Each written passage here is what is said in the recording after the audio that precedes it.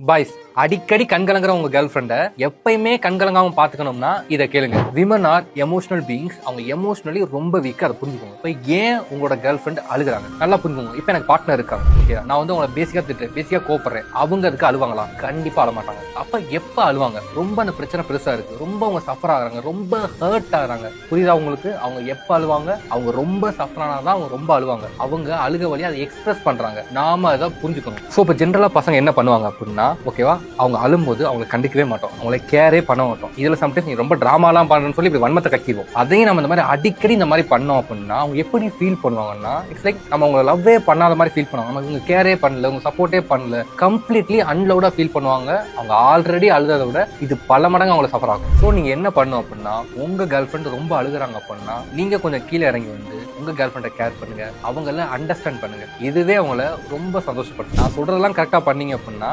எப்பயாவது அழுகிற உங்க கேர்ள் ஃப்ரெண்டு கூட எப்பயுமே அழமாட்டாங்க. பட் அதையும் மீறி அவங்க எப்பயுமே அழுகுறாங்க அப்படின்னா ப்ராப்ளம் உங்க மேல இல்ல, அவங்க மேல.